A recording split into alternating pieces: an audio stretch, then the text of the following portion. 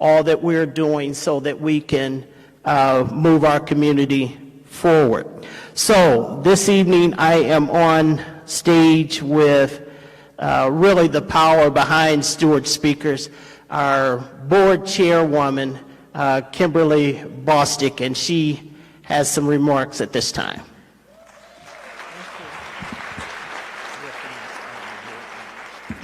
Good evening. This is a beautiful crowd. First of all, I would like to recognize all of our Steward Speakers board members that are out here working. If you guys would just wave your hand. Lori, Tracy, I see you guys in the back. Tamara, thank you so much. Thank you for all that you do. This is our second job, right, guys? I'd like to take this time to just say thank you. Thank you to you. Thank you to our sponsors. Thank you for our title sponsor, IUPUI, who, without you, this would not be possible. We really appreciate you taking a leadership in our community and choosing to put diversity first in your work. So thank you, IUPUI. Lilly Endowment, U.S. Customs, I believe you guys have been with us from the beginning, and so thank you for just having the faith to continue to support your community the way that you do. We really appreciate it. But most importantly, thank you for you who continue to come, the audience, those that engage in the conversation. We want to continue the conversation beyond just having an event, but you continue to do the work day after day. We see you, we thank you, and this is an opportunity. Hopefully you see that this is something that we heard, what you said, we listened to your feedback, and today we'll have the opportunity to really hear from some of our leaders that are here in the community. So I hope you appreciate this. This is a special event tonight. Thank you. Thank you, Kimberly. At this time, we would like to ask James Taylor, Director of Students for the Metropolitan School District of Warren Township, to come to the podium, and that Richard Bray would also stand on deck. Thank you. Thank you. Thank you, Brother Stewart. I have a guest with me today, Brother Stewart. I don't think you knew that our superintendent was coming, but welcome to the pride of the East Side. Let me say that again. Ladies and gentlemen, boys and girls, welcome to the pride of the East Side. We are so excited to have all of you beautiful people in the house with us. We've waited a long time to re-engage with Stewart speakers, the 2020 Town Hall panel discussion on politics, economics, culture, and religion, moderated by my frat brother, Mr. Roland Martin. We were the first school district, I'm going to claim that, Matt, we were one of the first school districts to partner with Stewart speakers over 28 years ago. And like I said, we are proud to re-engage and to commit to the services that they bring to our community. So before I turn it over to my superintendent, he knows I make him wait sometimes while I speak because I got some things I got to say. I promised my wife I wouldn't do this, but I'm going to take the opportunity. I see some Ben Davis giants in the house. Ben Davis, make some noise. Ben Davis, young men, make some noise, Ben Davis. All right, y'all don't want to clap. So this is what we do at Warren. You know us for our athletic prowess, football, basketball, track. But did you know that in 2019 already, within the last 3 months, we were recognized as the best communities for music education for the 4th consecutive year? We had a Science Olympiad national qualifier be selected to attend Cornell University. Did you know we had 7 of our elementary and high school robotic qualified for the national finals? Did you know that our Nanoline engineering design teams from our nationally acclaimed Walker Career Center qualified to advance to the nationals also? In addition to that, our Finance Academy senior accounting team won the Accounting for the Futures case competition at PricewaterhouseCoopers. Our theater department performed the competition play "Oh Freedom" at the Indiana Thespians Regional Contest and earned awards for the Best Ensemble and Best Actors. Thank you.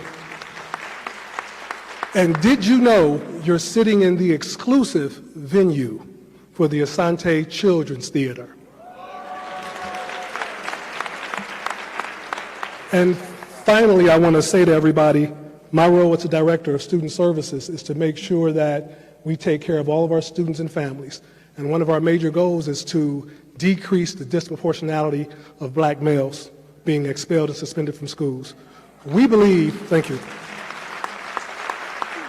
We believe that if a kid is not in school, they can't learn. So our goal is to make sure that we keep all of our kids out of the juvenile justice system, and Warren Townships, with the leadership of our superintendent, is leading the way. So I'd like to introduce to you now our superintendent, Dr. Tim Hansen.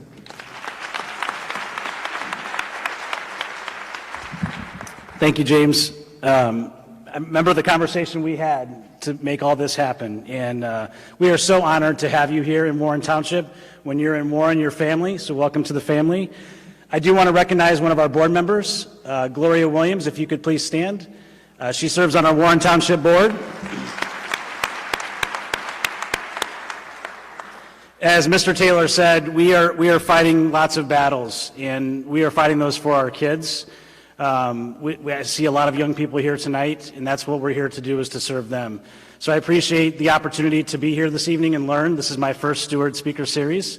It'll be my first of many. But I also welcome you back. I hope that you enjoy this evening here in Warren Township, and hope to see you again soon. Thank you for being here.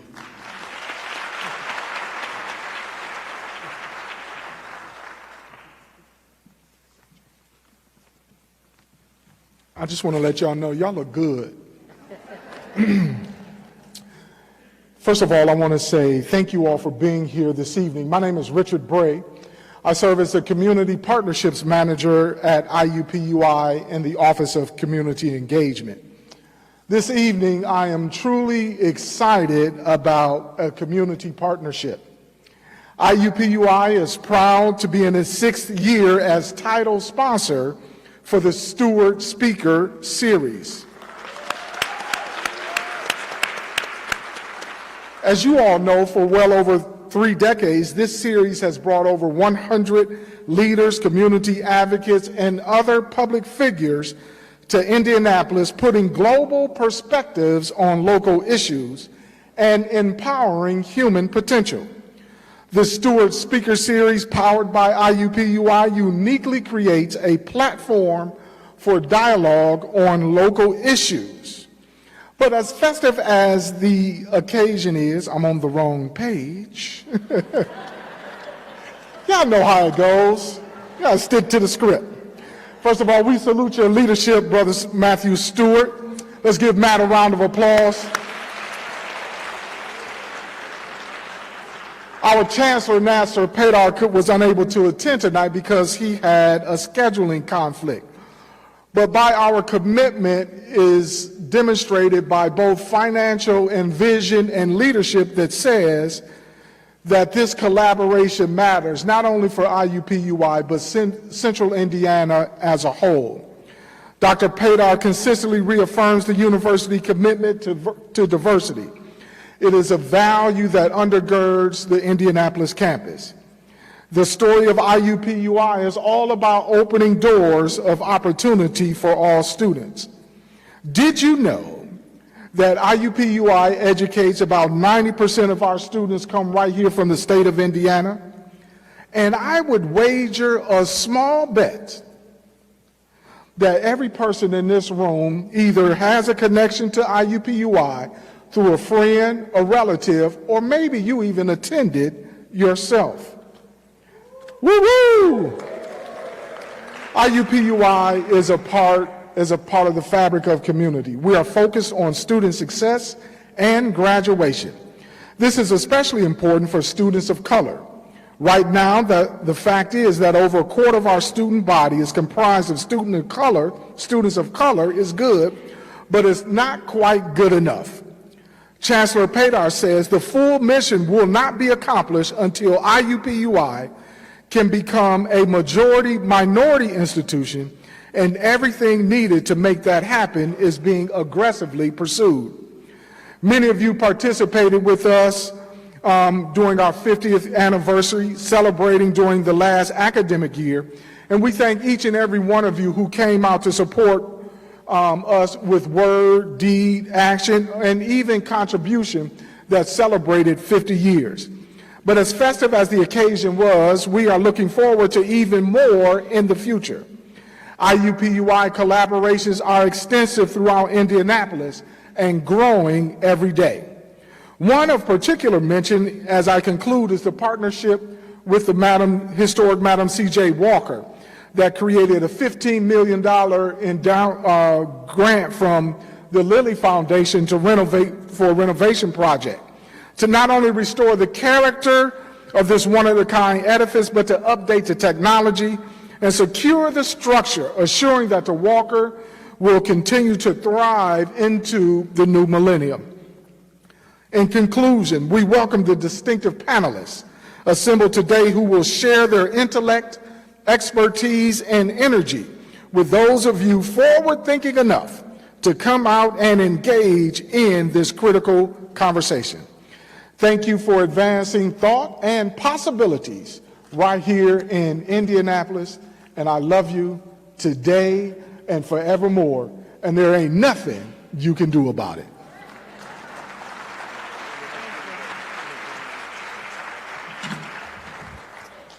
Thank you so much, Richard. We really appreciate your continued support. I want to remind you all, just to remind you that if you have not already gotten your tickets, please do so as soon as possible. February 26, 2020 marks the next event with Ricky Smiley, followed by Ambassador Susan Rice, which would be on March the 2nd. So if you have not already gotten your tickets, please make sure that you do so and mark your calendar for those dates. At this time, I'd like to reintroduce Matthew, but I'd like to say something special as he brings up our moderator. Matthew has been one of the things that the community is really needs to be proud of, is that he has been someone that has poured into Stewart Speakers. And so I hope that you appreciate the conversations. Thank you. I hope that you appreciate the conversations that come from today, and I would pledge, and actually I would ask you to join me as we don't stop here.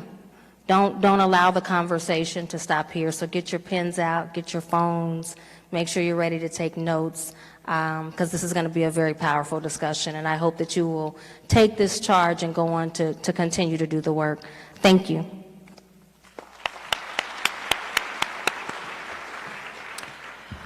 Thank you, Kimberly. Now it's my distinct pleasure to introduce our moderator for this evening, Roland Martin. Martin is best known as the managing editor of TV One Cable Network, where for 4 years he hosted News One Now, the first daily morning show in the history focusing on news and analysis of politics, entertainment, and sports and culture.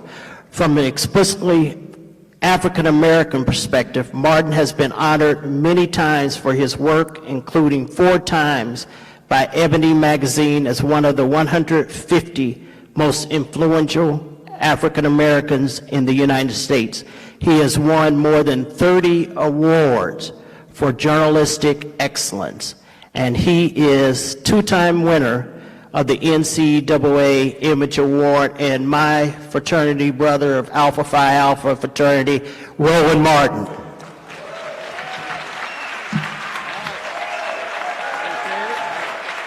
Appreciate it, baby. All right. How we doing? All right, glad to be here, glad to see all of you here, glad to be back. Of course, I moderated this last year and was a previous keynote speaker, and so always good to be back here in Indianapolis. I have to correct Matthew for one thing. I'm a 4-time NAACP Image Award winner. Just saying, don't short a brother my Image Awards. Glad to be here for our conversation. We're going to do some changes here. They got seats. I don't sit down, so I'm moving this. And I'll move this here. Also, we are live streaming this on the Roland Martin Unfiltered platform. Last year when I was here, I talked about we were launching this in the last year. Thanks to so many of you, we did 100.7 million views, 345 million minutes watched, and added 240,000 subscribers to our YouTube channel. And so it has been absolutely great, and it's been really interesting. Black folks come up to me saying, man, it'd be nice if you go on MSNBC or CNN. I'm like, no, I own my shit.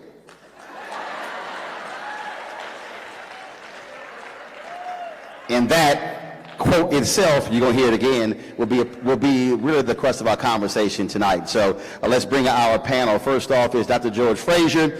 He is the chairman and CEO of FrazierNet, Inc., a company he founded 32 years ago to lead a global networking economic development movement for people of African descent.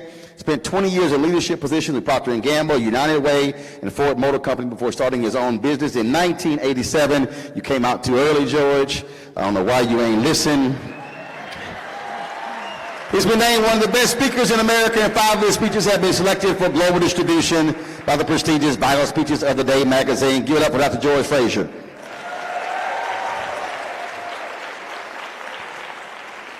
Brother Nuri Muhammad is a highly requested motivational speaker, minister, author, and entrepreneur. He serves as minister of the state-of-the-art facility in Indianapolis that houses Mosque number 74 and Muhammad University of Islam. In addition to heading the Educational and Economic Center in Indianapolis, Brother Nuri travels to 50-plus cities a year in the U.S. and abroad, representing the Honorable Minister Louis Farrakhan. He is always involved in the community, fighting for justice, counseling, and mobilizing our people for self-reliance. Put your hands together for Brother Nuri Muhammad. All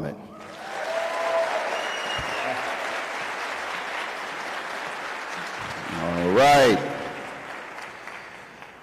Adrian Slash is a human resource professional at Community Health Network and is a community resource for the community with a monthly column in the Indianapolis Business Journal's Forefront magazine. She comes from a family of community servants and considers it an honor to serve others. She is president of the Exchange at the Indianapolis Urban League, vice chair of the Indiana Civil Rights Commission, board member of the Indianapolis Urban League Visit Indy in the Jewish Community Center, also a member of the newly formed Marion County Judicial Selection Committee. Adrian L. Slash.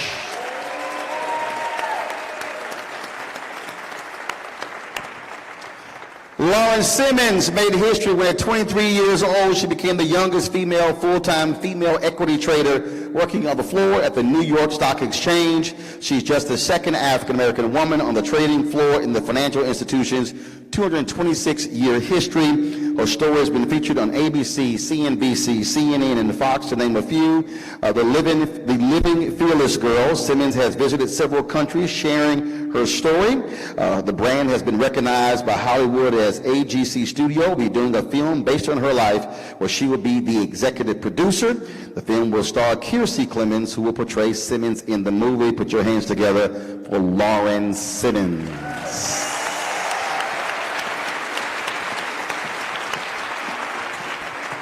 Last but certainly not least, and he is not related to Lauren, but Joseph Ward Simmons, better known by the name Reverend Run, or some say DJ Run. Somebody might. All on you, Lauren, you screwed it up. Everything was working before you walked out here. He's an entrepreneur, music icon, spiritual leader with cultural influence spanning more than 3 decades, one of the founding members of the Rock and Roll Hall of Fame group, Run DMC, where he is widely credited for ushering rap music into mainstream culture. His immense talent and conviction transformed a young man from Hollis, Queens into an icon while transitioning into a spiritual thought leader as a practicing minister known as Reverend Run. Of course, many of you have seen his television show as well. He relays powerful messages of family and faith through stories of perseverance, innovation, and success. And you know he got to be a bad brother since he has the same birthday as me. Put your hands together for Reverend Run. I heard you.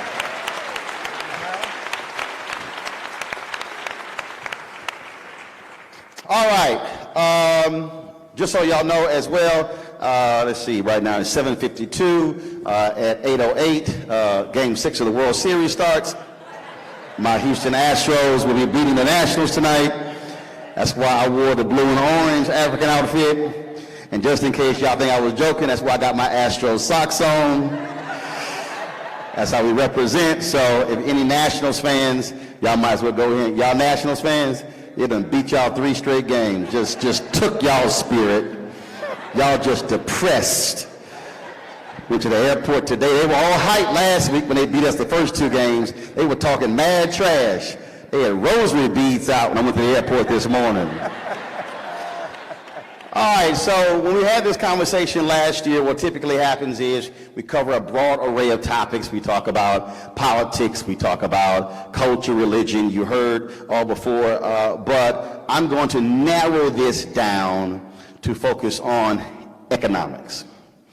Those other issues will still be a part of this, but I want to keep the attention focused on economics. 52 years ago, when Dr. King wrote his book, Chaos of Community, Where Do We Go From Here? He talked about a lot of that book, economics. That book should be owned by every single person in this room.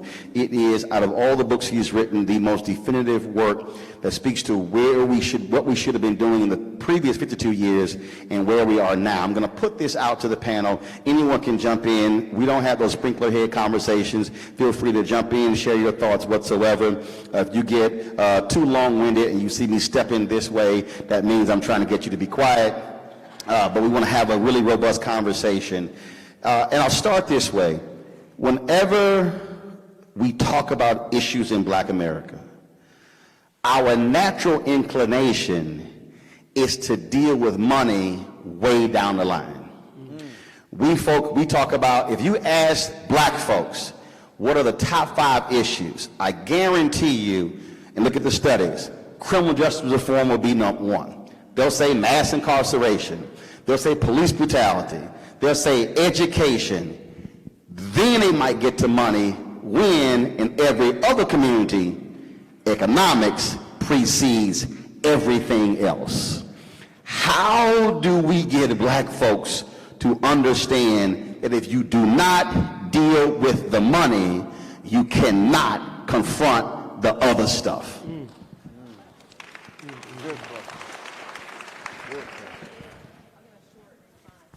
Is your mic on? All right, you got it? Am I on? You got it? All right, cool. Awesome. So I think to just begin to kind of kick us off and to make it somewhat plain, we don't understand money and we don't understand what we should be owning versus what we're renting. We also don't do a great job at teaching financial literacy. And because of that, we end up in a position where we think we're doing well, but we don't actually understand net worth and we don't actually understand where ours is. Yeah. Is it on? All right, can we have all mics on? All right, thank you. Can you hear me? Yeah, you're on. First, yes, I am black, in case you don't know. I always say that. That's actually the beauty of our culture and race, right? We come in all shapes, sizes, skin tones, hair textures, lots of options, no need to stray. They missed their shout right there, they missed their shout. So I want to say the next thing and still be loved. Part of the responsibility, and I think you hit the nail on the head, around financial literacy and economic education in the context of our community, part of the responsibility for that not happening is with the black church. I'm just going to throw a bomb out here, and hopefully I will not blow up with the bomb. But part of it is with the black church. If you understand, there are 2,300 verses in the Bible that relate to money, wealth, and possessions. Jesus spoke 31,442 words quoted in the Bible. 15% of those words spoken by Jesus was related to money, wealth, and possessions.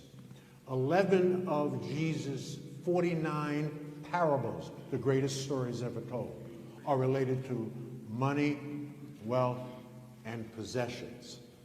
It is all up in the Bible. My favorite quote out of the Bible is Proverbs 13:22. A good man leaves an inheritance to his children's children. That's in the Bible. We are the most morally grounded, spiritually rooted people on the planet. We are God's first people. That's right. We are outside of our own spiritual teachings. Front page USA Today, about a year ago, on African American baby boomers and their money. I hope you saw this. Fortunately, the headline on this article was below the fold. And I'll give you the closing of the article. African Americans will be the first generation of Africans in America to raise another generation of Africans in America that will not do better than them. So in the 400-year history of our people in this country, we are the only generation to raise another generation that will be worse off. We need our behinds kicked. Our ancestors must be rolling over in their graves. I believe that financial literacy and financial education must be a core training initiative out of our faith-based community. That is the most respected, the most trusted, the most loved, the most participated institution in the context of our culture. It must begin there, and there's plenty of stuff in the Bible to work with. Come on. Right. Brother Roland. You can comment on that, but I'm going to push back on that, and I want you to weigh in on that, because first and foremost, the responsibility of the church is to save souls. We cannot let households off the hook when it comes to teaching money. We cannot let parents off the hook who don't have conversations with their children about debt, who don't have conversations with their kids about savings. I think we often use the church as the focus of everything, when in fact it really speaks to, I think, what is also cultural and also historical. In coming out of slavery, the Freedmen's Bank was set up. The Freedmen's Bank was instituted for the purpose of teaching, providing financial literacy to African Americans. Lincoln was killed 2 months after the Freedmen's Bank was established. If you saw Skip Gates' documentary on Reconstruction, you had modern day dollars of $1.3 billion worth of money from freed slaves that was essentially abused and stolen, and unlike the bailout, that money was not paid back. And so black folks have saved and have invested, but if you also look at our history, when we've economically gone up, we've gotten pulled back. Part of the stat you talked about was because of the home foreclosure crisis, and we lost 53% of all wealth as a result of that. And so if you look at our history, it's start, pull back, increase, pull back, not sustained economic activity. You wanted to jump in, go ahead. Well, I have another verse that you might want to add to your list, Ecclesiastes 10:19. A feast is made for laughter, and wine maketh one merry, but money answereth all things. Amen. Amen. We, brothers and sisters, we brought in $1.3 trillion last year. Out of 262 nations on the earth, that makes the black man and woman of America the 8th richest nation on the planet. We brought in $700 billion more than Mexico, $500 billion more than Spain. Yet Spain has a 208,000 square mile landmass, and they're maintaining an independent nation for 46 million people. Mexico has 130 million people and 761,600 square miles of land, and they're maintaining their selves with less than what we have. Our problem is not that we don't have the dollars, we just don't have the sense to go with the dollars. That's our problem. We blame the white man for 95% of our problems, but still spend 97% of our money with them. We've become the leaders in unnecessary spending. What is unnecessary spending? It's buying stuff you don't need with money that you don't have. Come on. From people that you don't like to impress people that you don't even know. So we have to renegotiate. Our brains have been hardwired to connect happiness to spending. We have to disconnect happiness in the brain from spending and connect it to investing and saving.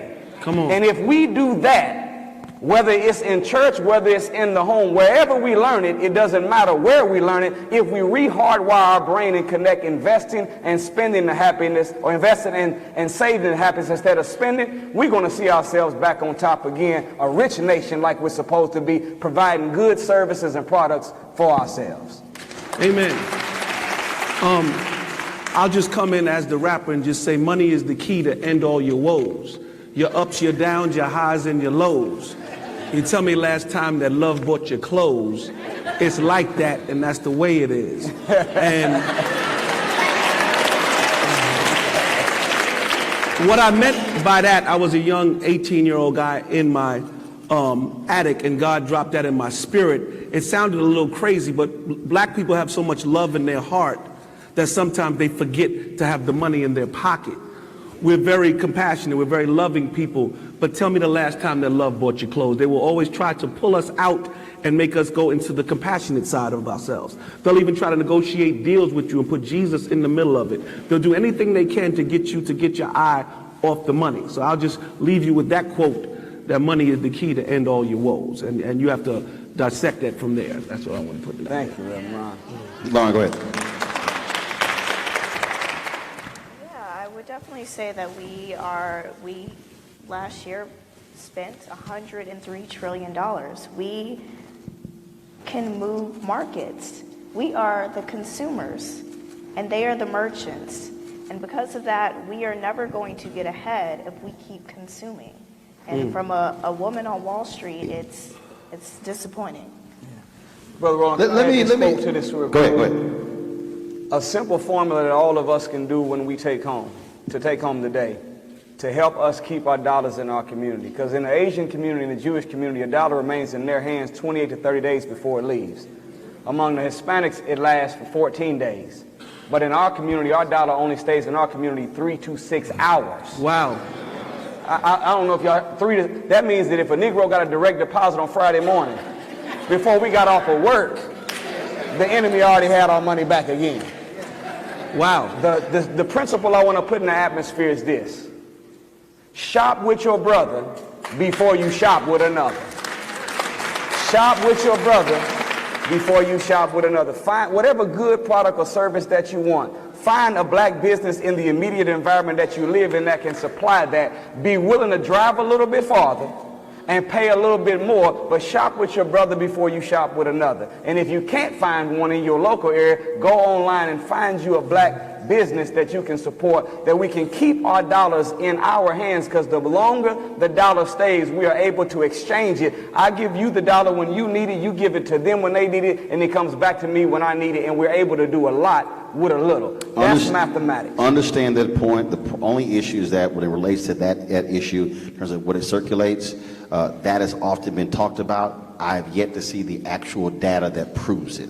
And that's one of the issues that, and trust me, we've been looking for it. So, but to your point, it also speaks to who's owning businesses, and yes, how are we also patronizing businesses. I'm going to throw this question out to our audience, and I'm going to see what folks have to say about this here. If I had to ask you what is the greatest legacy of Dr. King and the Southern Christian Leadership Conference, what would you say it is? Anybody, just shout it out. That they were not concerned with financial gain. You sure that's the greatest legacy? I think that that's the reason why it works. Okay, what else? You're wrong, but that's a nice try. Anybody? Nonviolence? What else? Voting rights. Voting rights? No. We're in the working poor people? No. The greatest legacy of Dr. King was Operation Breadbasket. Reverend Leon Sullivan had the idea of Operation Breadbasket, went to Dr. King. Dr. King said, come present to the Southern Christian Leadership Conference. Dr. King said, we're going to adopt Operation Breadbasket. And then they did so, put Reverend Jackson in charge of Operation Breadbasket. And what happened to Operation Breadbasket? This was about economics. Martin Depp was one of the ministers who was involved in it. This is an unbelievable, phenomenal book. If you want to understand the greatest legacy Dr. King left us, was Operation Breadbasket. What they did was they used the wherewithal of black people, used the black church, used mobilization to go to companies and say, if you are doing business in our community, there must be reciprocity. If you do not fund, if you do not provide us jobs, senior level jobs, put money in black banks, and also utilize black businesses, we will institute boycotts against you until you do so. Go look at his speech that he gave in 1967 to the Southern Christian Leadership Conference in August of 67, called Where Do We Go From Here? He talked about the boycotts against seal test milk that took place in Cleveland. That's right. If you want to talk about that, what he did was, it was so powerful that the grocery stores that carry seal test milk, they made them remove their milk from the shelves, and the guy who owned the largest grocery store in all of Ohio said, seal test, unless you work with them, I will take your products off all of my shelves. The reason you had massive number of black millionaires is because Operation Breadbasket forced the companies to put their products on the stores in Chicago and other places. Yeah. The last 5 years of Dr. King's life was about money. That's right. Because Dr. King said himself that you cannot confront what's happening in black America if we do not control the economics. And what too many of us have done, and no disrespect, y'all did exactly what black people have done. We named everything else but economic independence. George, if you go back and look at his speech on the March in Washington speech, August 28, 1963, that was a radical economic speech. That was not just about rights. The march was called the March on Washington for Jobs and Freedom. Listen to the April 3rd, 1968 speech at Mason Temple. In that speech, he talked about economic reciprocity. He said boycott Coca-Cola, boycott Seal Test, boycott the baking company. He even said in the speech, put money in black banks. He laid out an economic agenda. The problem is too many of us have not heard or read that 43-minute, 16-second speech. Too many of us have gotten caught up in the hoop part of the I've been to the mountaintop, and we ignored what he said about what you should do before you go to the mountaintop. That's right. Good teaching, man. Actual fact. Can I comment on that? And I want to give you a little bit of pushback on your pushback on mine. And so again, I want to say these things and still be loved. To be black and beautiful in this world means nothing unless you're black and powerful. We cannot be black and proud and niggers too. White folks are planning for 3 generations, and we're planning for Saturday night. Okay? Economics must become the new black power. Economics must become the new black power. The Institute of Policy Studies, April of 2017, laid it all out in a 200-page study. And it said, and I've been talking about this for 2 years because nobody else read the damn report. It's now popular. It's a popular phrase extracted from that report, but it was written 2 years ago. And the phrase is, by 2053, if nothing changes among African Americans, we will have 0 median wealth. We will have no wealth. White households will have about $247,000 worth of wealth. We will have 0 wealth. In other words, we will have worked our way into a second slavery. We have got, we really have to think about it. We've got about 33 years to get our acts together. Now, let me break some news to you in case no one has told you. I'm going to tell you, so now you won't be able to leave here and say no one told you. I'm going to tell you. White people will not be saving black people. White people are not even thinking about black people. Do you know who white people are thinking about? White people. They're thinking about their husbands, their wives, their schools, their businesses, their neighborhoods. They're not thinking about you. Asians ain't thinking about us. They're thinking about Asians. In fact, Asians have solved their own unemployment problem opening small Asian restaurants in black neighborhoods. In fact, if you go into an Asian restaurant and there are 4 brothers waiting on you, leave. That is not a real Asian restaurant. Because Asians don't employ black people. They employ Asian people, right? So the goal here, brothers and sisters, is to win here, not to look like we're winning. I would rather carry a plastic bag with $5,000 in it than to carry a $5,000 Louis Vuitton bag with $100 in it. You're winning, but your ass ain't winning. All right? Louis is winning. You ain't winning. And that's a mindset, right? That's a mindset. And people say our children are our future. That is wrong. The children are not our future. The children are our present. And if we don't give our children what they need in the present, we will have no future. We got it backwards.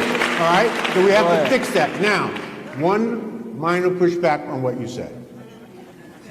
In case no one has told you, there are only 15 million Jews in the entire world. Only 15 million of them. Of the $400 trillion of global wealth, they control the highest percentage of global wealth. There are 1.6 billion black people on earth. We control less than 1/10 of 1% of the 400 trillion of global wealth. Now, where do Jews get all this from? Because they're some of the most oppressed people on the planet. They have been kicked out of every country they have ever been in. All right?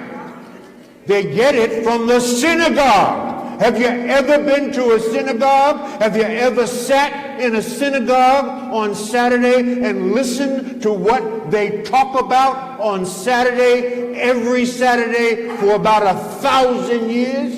They talk about money. That's what they talk about in the synagogue. And then they teach their congregants to talk about money at home. Right, at home. It begins where we get our moral grounding and our spiritual rooting, and it begins with hearing it from the most respected and the most revered men in our culture, and those are our pastors and our preachers and our teachers. Now women are now occupying that position. So yes, it must, I believe, begin in the church. The church influences us to speak to it and to teach it and to model it in the home to our children. And that's how it works. We are God's first people. Do you understand that? We are God's first people. He made us first. We've been in this country for 400 years, and we own the fewest number of homes per capita of any cultural group in this country. We own the fewest number of businesses of any cultural group in this country, and we've been here 400 years. Now, we know that there's institutional and systemic reasons for it, but that was then, and this is now. Well, I will give you pushback. Pushback is good. No, I'll show you. If I want to have a conversation about Islam, I'm calling Brother Nuri. If I want to have a conversation about Wall Street, I'm going to call Lauren. If I want to talk about networking, I'm going to call you. If I want to talk about healthcare, I'm going to call you. If I want to talk about the whole issue of rap and music, I'm going to call you. Thank you. What they're doing in the synagogues, they're having business leaders lead conversations. I have moderated numerous sessions. When we are discussing economics, ain't no business people on the stage. There are civil rights people, there are preachers, but there's nobody with P&L responsibility. So you can't talk about business unless you have business people on stage. We have it reversed. We have political leaders, activists, leading economic conversations, and they ain't never met a payroll. So what has to happen is, and trust me, I said this to Ron Busby with the U.S. Black Chambers, Inc. I said, Ron, you should never allow there to be a discussion about economics and y'all not on stage. Lauren, that is the issue that I'm trying to get us to understand. Right. We have brilliant black minds who are in business. That's who we must be hearing from, not from people who ain't never started a business, and if they did, it still is in business. Hold on, Lauren, speak to that. Go ahead. Look that way. I'm gonna walk around the whole stage. Look out there. Sorry, it's really for a loop.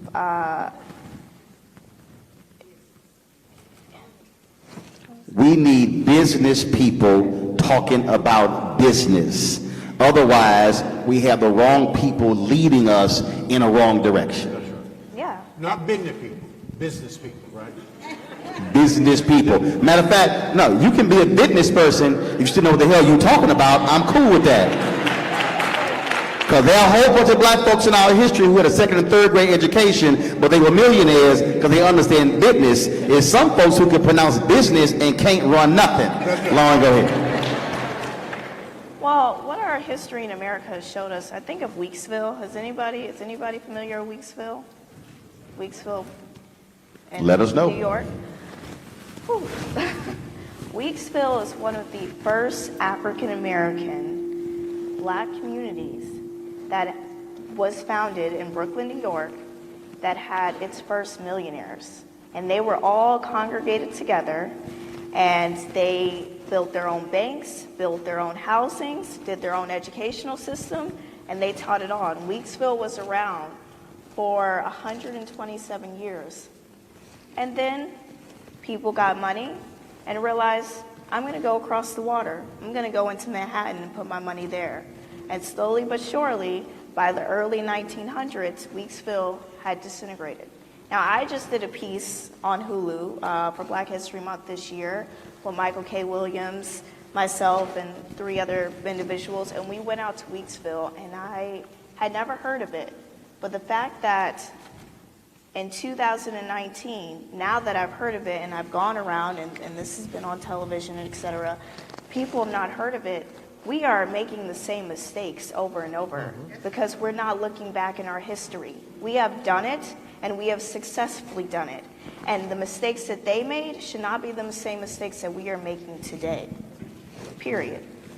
Adrian, when Nuri talked about rewiring, I have been talking for years, and we're actually going to have this discussion on my show. I've been saying that absolutely there has to be a reprogramming of Black America.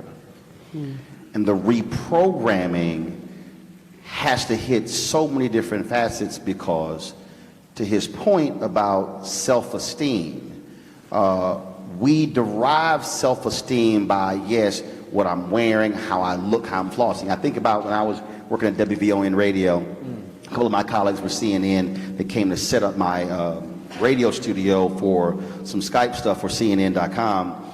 2 white colleagues, and the cab was slow, so I said, I'll take you out to the airport. So we walk outside, and the guy goes, he said, oh, man, he said, that's your car? I said, yeah. He said, man, I would have thought you had a BMW or a Mercedes. It was a 4-door Toyota Corolla. I said, this gonna get your ass to the airport on time. Okay. And I told him, I said, 32 miles to the gallon.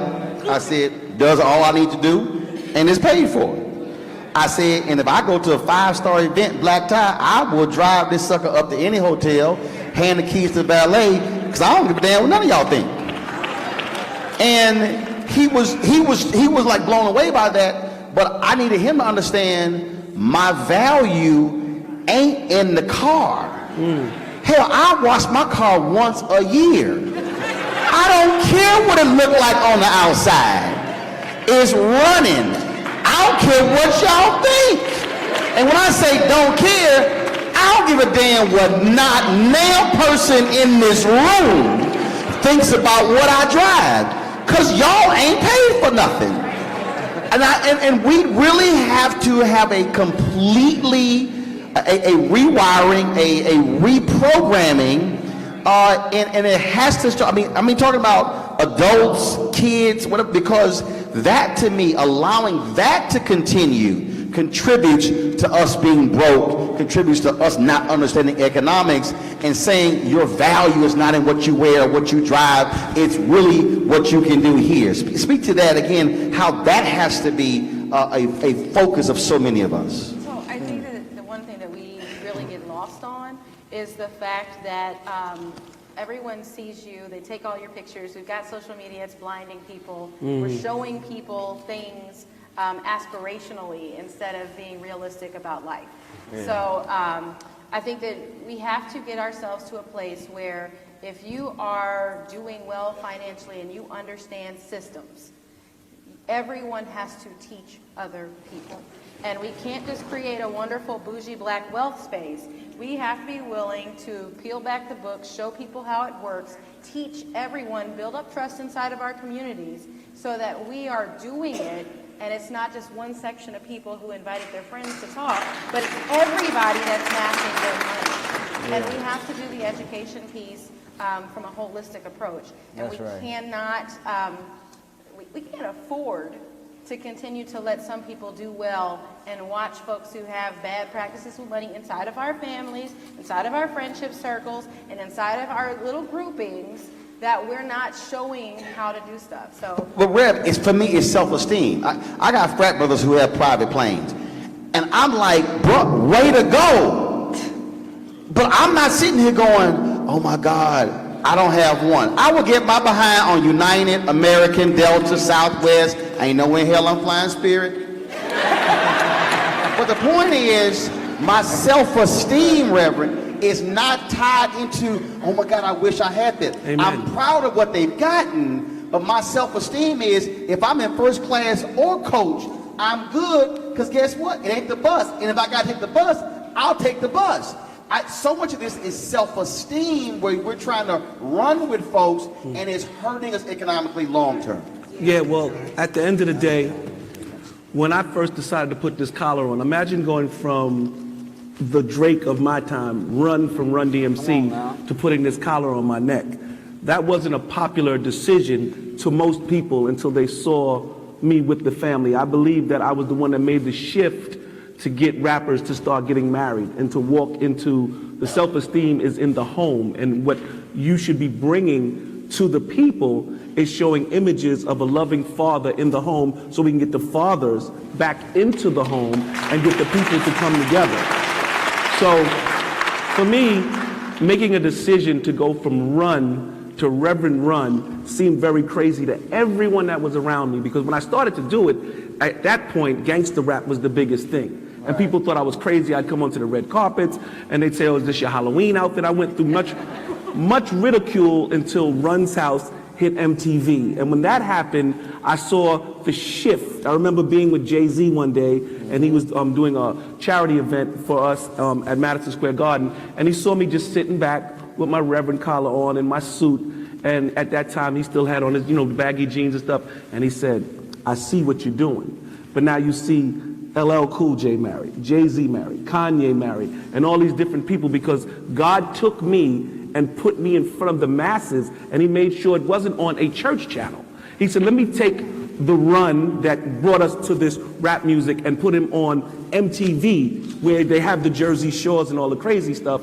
And the craziest thing is 1515 Broadway, nobody believed this could happen. They had a guy with a collar sitting there promoting a channel, a white channel at that, and showing them that black people are family people, that we do love being family, so our self-esteem should be more centered in family than in things. And that's what I bring to this situation. Yes, sir. What I think, what you were saying, Brother Roland and Reverend Ron, is you're calling it self-esteem, but really there's a difference between self-esteem and self-worth. Amen. What you all are representing from the inside out is not self-esteem, it's self-worth. Self-esteem is what you think about yourself based on how other people see you.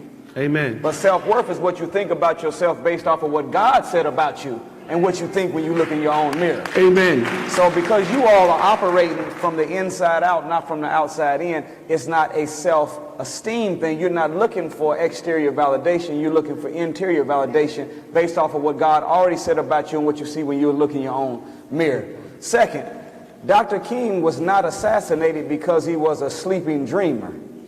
He was assassinated because he became a wide-awake revolutionary.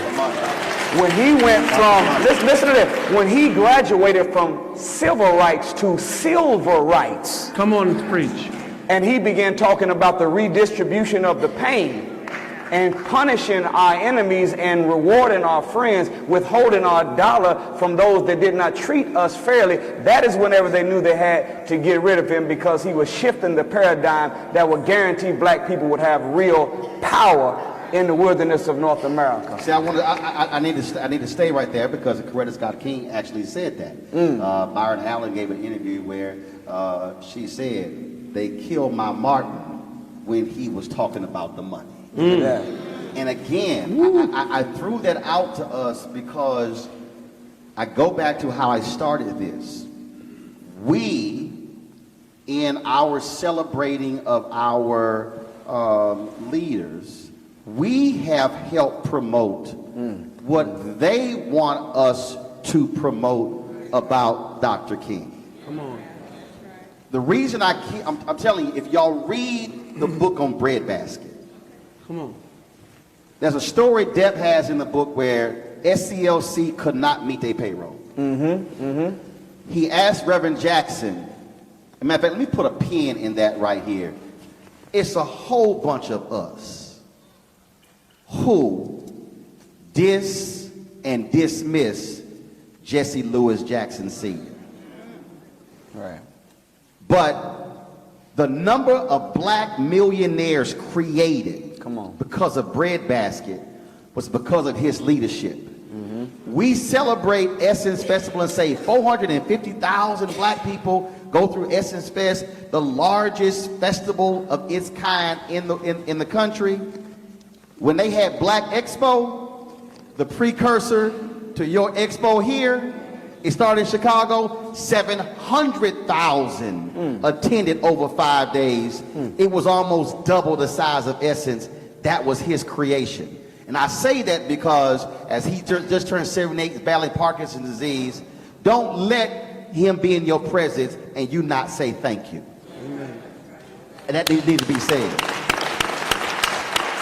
Depp writes a story in his book. He says that King goes to Jackson and said, we need to meet payroll. So one of the banks who we helped them put money in, let's go to Independence Bank, they can give us a loan. Reverend said, let's stop by Al Bouteille's house first, who was vice president. King said, no, we really need to go talk about the loan. He said, Doc, let's swing by the house. They go by the house. It's a group of black businessmen in the room. After all the niceties, these black businessmen hand him an envelope with $55,000 in it. Dr. King starts to cry. Black business people paid the payroll, not labor unions, not the Democratic Party, but black business leaders. The story is important because if it wasn't for Breadbasket, they wouldn't have been able to make the money to be able to fund the movement back. So what this also goes to is if we begin to promote black economics, then we're funding our own politicians. We're funding our own civil rights organizations. We're funding our own black media because now we're not having other folk fund our groups, and our groups can't speak up on behalf of us if we're not funding them. Which is why black fraternities and sororities actually have more power if they use it. That's true. Because they're self-funded. Come on. That's right. This is the truth. So from your perspective and how you have been working with folks, let's talk about, again, the value of being able to self-fund. That's changed music in a huge way, Reverend Roland. Yes, it did. And then coming to George. People, artists these days, it's easier than it was when I came up. I had to depend on getting a record company. But with social media and what's going on right now, all you have to do is wake up in the morning. We were talking about this. Is my mic on? Can we get more volume, please? All you have to do is wake up, do your little artist thing, and you can upload it yourself. You can actually stream it for 50, 60 bucks and make every single title and Apple Music and every single streaming service. So self-funding is much easier now than it was then. People put out their mixtapes and then you go to them with your hat on your head instead of your hat in your hand. And this way, the whole thing is shifted that the artists today can make their own money and control their own destiny. And kids come up to me all the time, how can I make it? How can I make it? Well, all you have to do is get your little camera or make your little record and put it up, and that takes care of it. So it's much easier today than it was for me to create your own path. Write this book down. It's called The Book of Luke, My Fight for Truth, Justice, and Liberty City. The Book of Luke, My Fight for Truth, Justice, and Liberty City. No, it's not the Bible. It's by Luther Campbell. That's good. George, I have read lots of books. One of the most powerful books, because what Luther Campbell talks about in his book is that when he invited rappers down to New York in the 80s, he was counting cash after one of the concerts, and he was counting about $30,000. And his guys from New York said, man, what are you doing? He said, oh, I sell my own merchandise. They had signed licensing deals. Somebody paid them $2,500 for the licensing rights, and they were making all the money. He's like, I just made 30 grand just off this one show. He said that with Jay-Z and Diddy and 50 Cent, they are the 2.0 version of what he was doing, because they saw that, and the deals they're now done with Vitamin Water, Ciroc, all those sort of deals, they have become multimillionaires because they saw what guys like what he was doing. And again, but it's understanding the economics and how black folks can fund it, the idea of self-funding, and you're not actually begging somebody else and giving away, in essence, our natural resources where somebody else gets wealthy. That's right. Yeah. And I want to address that from a sort of a different angle. That's a powerful thought. We were doing that. Civil rights was a double-edged sword. And before civil rights, not civil rights, but yeah, civil rights and voting rights and public access and all those things was integration was a double-edged sword. Because before integration, when America wouldn't feed us, bury us, allow us to shop with them, allow us to bank with them, allow us to save with them, we did all that stuff on our own. We self-funded all of that. We built some of the great Black Wall Streets, so much so that white folks were jealous and burned them down. So we understand how to do that, but we have fallen into a couple of really very badass habits. We have some very badass habits that we have to come to grips with. Number one badass habit we have. Black people are addicted to instant gratification versus delayed gratification. We buy what we want first, not what we need. Right? Now, we understand why we want to look like all of that.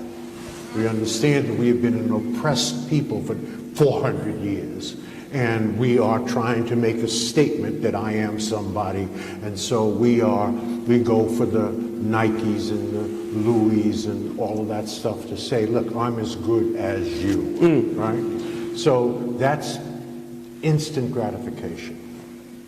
We have got to move towards delayed gratification.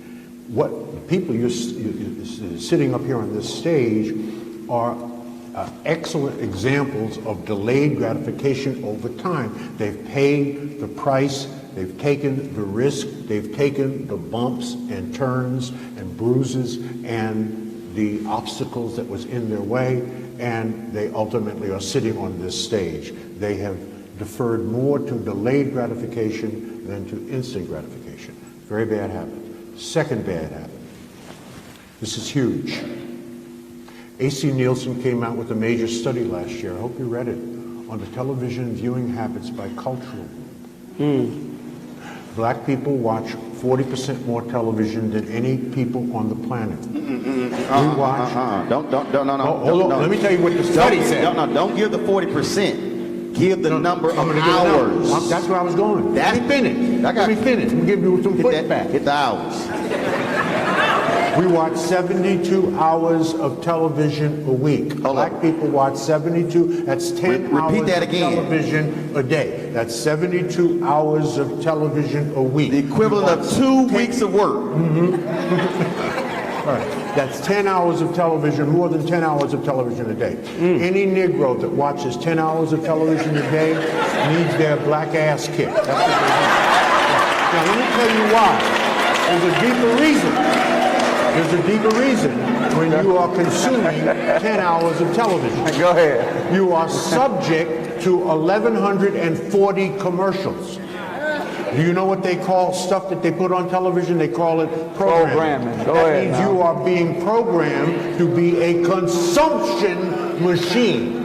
That's why we are the consumption class. They are the merchant class. They make stuff, we buy stuff, they program us through 10 hours of consumption of television, 1,140 commercials a week. You have no choice. You have been programmed to consume. But hold up, George, you gotta add one more. It's what we're watching. But here's why. There are 8 black networks that target African Americans. That's right. TV One, I was there for 13 of its first 14 years. Right. Its sister network, Clio TV. BET Her, their second network. Aspire, Own, Revolt, Bounce. Those are the 8. That's 1,344 hours of content a week. Not a single hour dedicated to news. That's right. That's right. So, what you're getting sitcoms, Come on. dramas, Reality shows, Right. award shows. Now, There's nothing wrong with certain entertainment or reality shows based upon what kind of show it is.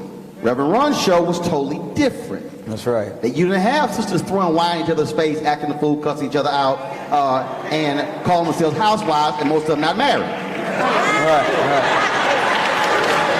Go ahead. That's true. So it's not just how often we're watching, it's what we're also watching, which means, Lauren, we're not being fed the right information. So we have food deserts, but we also have news and information deserts. So this content is not being fed to black people on a regular basis.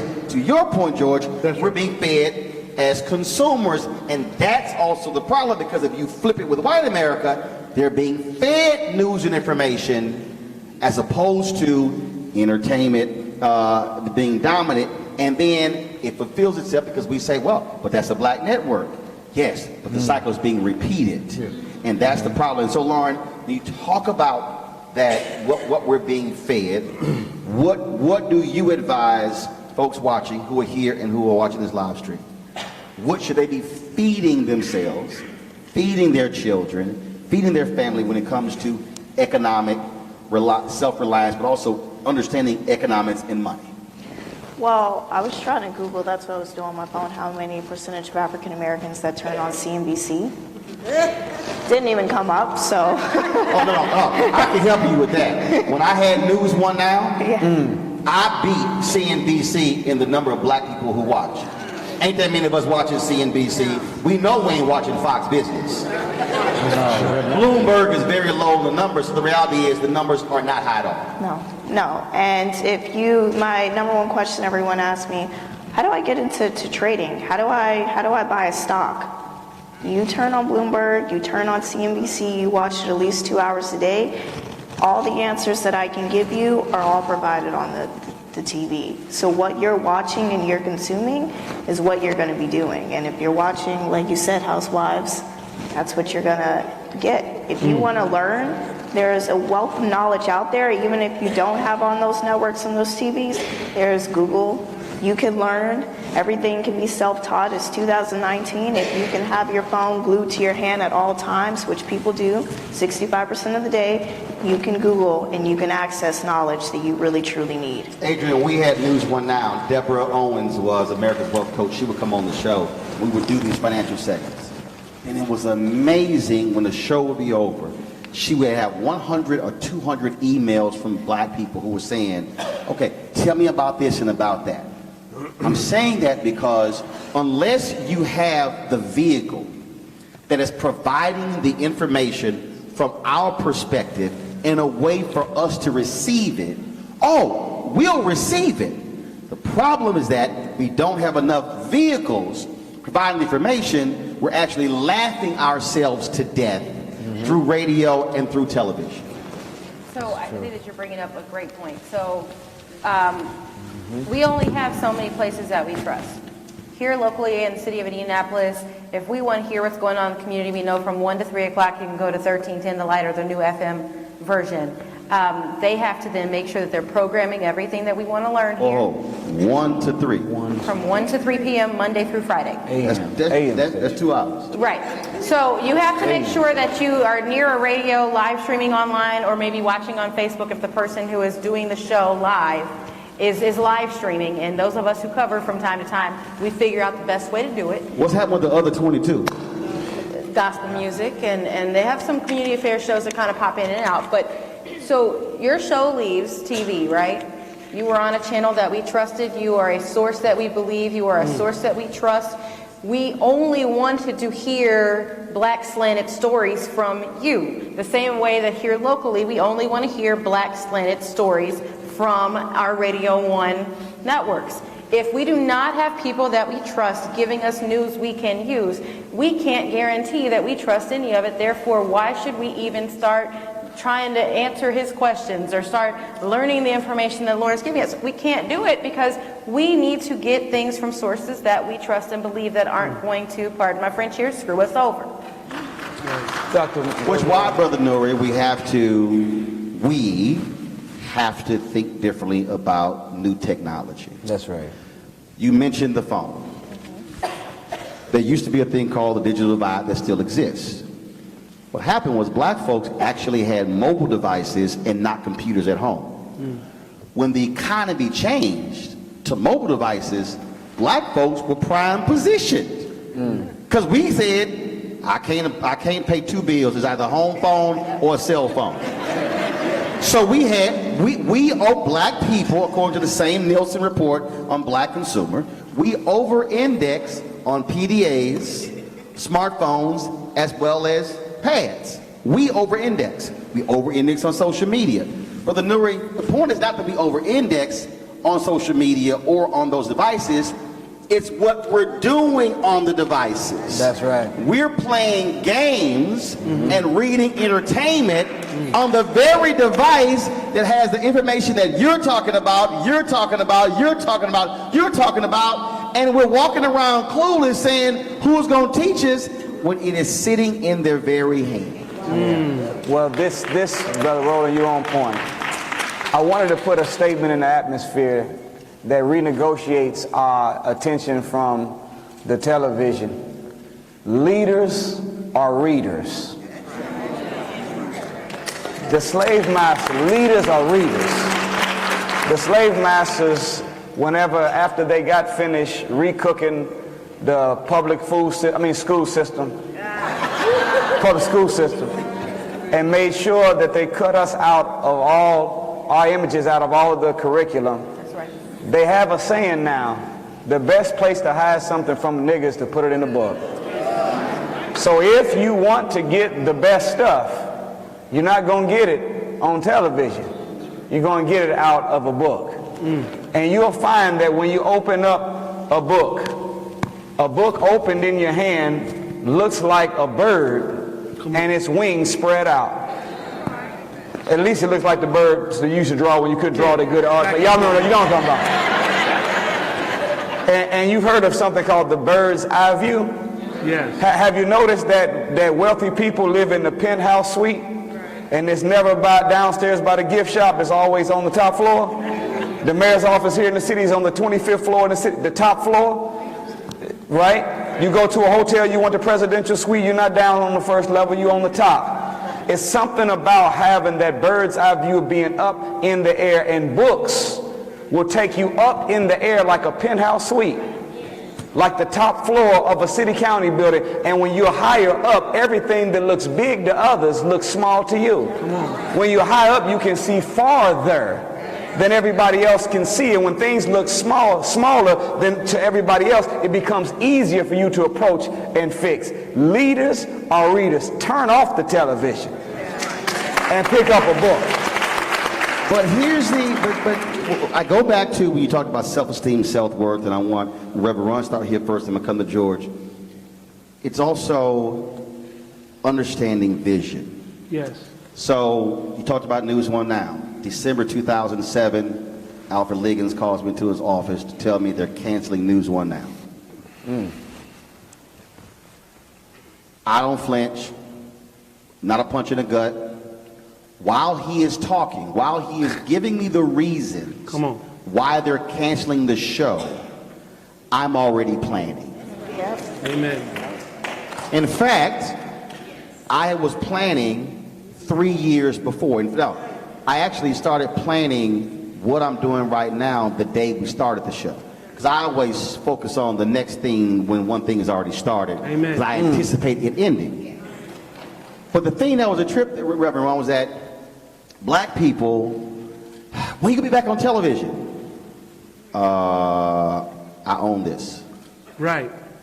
Ownership. They will go, yeah, man, but we need you on CNN.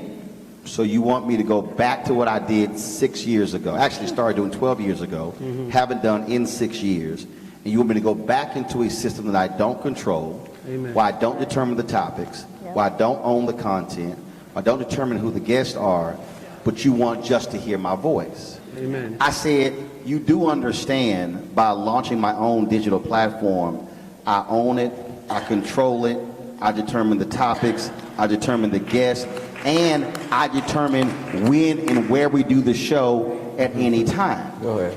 And his brother's looking at me like I'm strange. And he's thinking I'm literally crazy. And I'm trying to get him to understand is that when I made CNN money, they told me, oh, when you were on the rating spiked, but I got paid a small amount of what they were generating on advertising. Amen. The deals that I now cut, I talk to the advertiser directly. There is no middle person. You the middleman. And I'm walking this cat through, and he's just looking at me like I'm crazy. And I'm trying to get him to understand the difference between operating in somebody else's system and over here having freedom and flexibility. Freedom or a slave.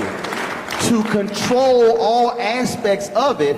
So again, tonight, if I was still working for CNN, they would not live stream this. They control what you do. But because that device I paid $12,000 for, I own it, I can stream it my damn self. And so I'm trying to get us to understand that. Speak from your perspective of, we're talking in the car, reality. When you made decisions and your business partners were saying, Ron, just shut up and sign the sheet of paper, but you had a different vision. Yeah, well, for me, I saw an open door. Reality television now isn't what it was when I was doing it. Reality television for me was a way to control my reality because it was truly reality. You don't know what you're looking at today. You'll look at something today, you don't know if it's scripted, even though they call it reality. For me, I was able to take reality television and give the reality to my people that I wanted them to see. And the good thing about that was, I was talking, people like D.L. Hughley would come to me and say, man, here I am creating these this television show, and they try to write the script, and they change my jokes and change what I'm trying to get done. Look at that. And I see what you're doing, which I was blessed that God set me up to be able to give the reality to the people that I wanted them to see. And they couldn't stop me at MTV because I was giving my reality. My reality is that I'm a reverend. Well, is that going to work? Yes, my people want to see this. My reality is I want to sit in a tub if I want to and give words of wisdom from my BlackBerry and give it out to my people. And they couldn't stop me from doing what I wanted to do because it was they called and I called reality television. And from what you were talking about is years ago when they were renegotiating my contract, and I was putting out the record King of Rock, and we were talking about me not stopping my flow. And everybody around me was like, Harry, let's hold things up. Let's stop things and try to negotiate a bigger contract. And I sat in the middle of a floor and I bust out in tears and said, I'm not moving until y'all hurry up and sign this contract, which seemed dumb to everybody in the room, but they was only going to get an extra $100,000, an extra $20,000, or whatever that might have been. But for me, I said, if I keep this momentum going, I can control what I'm doing, and in the long run, I'll make more money on the road than trying to fight this little record company who thinks they know what they're doing. And I ended up in the Rock and Roll Hall of Fame and all these great decorations that have come to me through making my decision to say, let's keep it going, let them keep those pennies. And now I'm not in a deal, what they call a 360 deal, where they keep all my money if I hit the stage. Run DMC, we don't perform often, but when we do, it's the type of money that make your head spin, because I'm not stuck in a deal where they take all my money when I get on the stage. The kids these days are stuck in deals that they not only get their money taken from making the music, they get the money taken from them when they're on stage.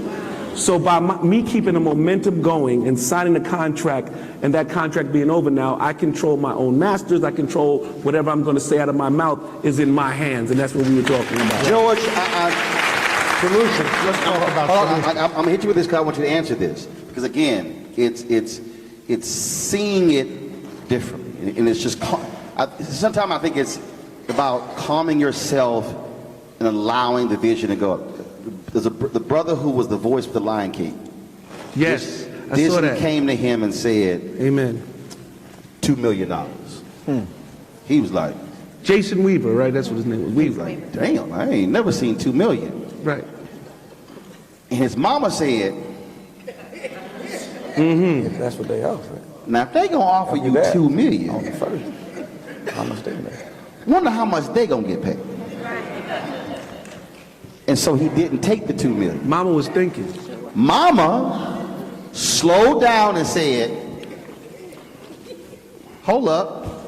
Wait. So they took fewer dollars, but he has probably made 20 million and will get paid his entire life, and his estate will get paid because of the deal they cut.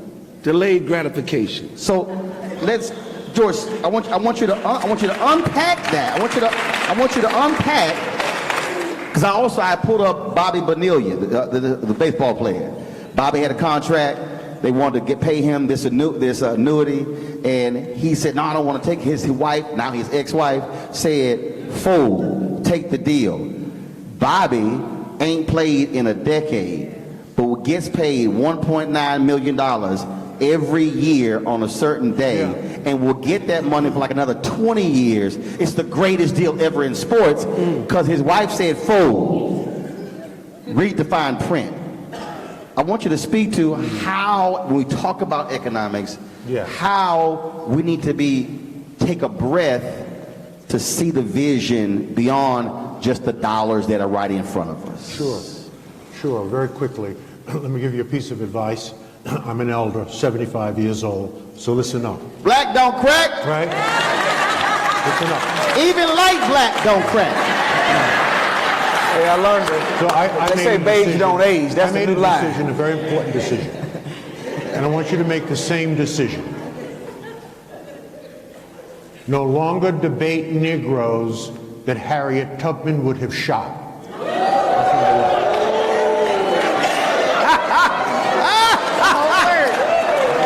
Bless them and release them. Number two, and this is something we teach at the Power Networking Conference. We'll be in our 19th year next year. Forbes called our conference one of the top 5 conferences in America not to be missed, because we simply spend 96 hours unpacking and giving you specific direction, thoughts, creativity, and ideas around the 4 pillars for the intergenerational transfer of wealth. This is Proverbs 13:22. A good man leaves an inheritance to his children's children. Dr. Fraser, what are the 4 pillars for the intergenerational transfer of wealth? You just addressed the first one. Proper management of accumulated wealth. So we can stop reading about athletes or entertainers that earn $100 million in their career, and within 5 years of retirement, they're either broke or in bankruptcy. That is improper management of accumulated wealth. There are 35,000 black millionaires in this country. There are 2.2 million black households worth $400,000 or more. The question is, are they properly managing that wealth? And the answer is hell to the no, or we would not be having this conversation. So proper management of accumulated wealth. You make widgets, you make lots of money making widgets, that's what you know about. Find some brother or sister that knows about how to put your money to work harder for you than you did for it. You don't know about that, but there are people that do. Absolutely. That's one. Number two, what is the second? Real estate. What's the first thing God gave Adam? Real estate. What's the first thing God gave Isaac? Real estate, real estate, real estate. We've been in this country 400 years. We're God's first people, I should say. And we own the fewest number of homes per capita of any cultural group in this country. Real estate. Real estate is the second pillar. What is the third pillar? Business development, entrepreneurship. Now, we don't need all Negroes being in business. In fact, we know some Negroes that should not be within 100 yards of owning a business. You've met them. We call them business people. And we're trying to put the business people out of business, okay? Because they're messing it up for those of us that are trying to do business. Now, there are about 3,000 new businesses started every single day in this country. 89% of those businesses are started by black women. Black women. Read the new census report. 89% of new businesses are started by black women. Our black women are now outperforming our men. We have more black women in the high professional arts and law school, medical school, dental school, accountancy. So black men have to man up. One of the things we need to do is to think more entrepreneurially, to create work and jobs for our people, because ultimately, by the end of the century, we must be the #1 employer of our own people. And the final one is proper insurance. New York Times came out with an article about 6 months ago on black people and their cell phones. And here's what it said. It said that more black people have insurance on their cell phones than on their lives or the lives of their children by a factor of 10. So we value our cell phones more than we value our lives. 60% of all wealth is transferred through tactical and strategic placement of proper insurance.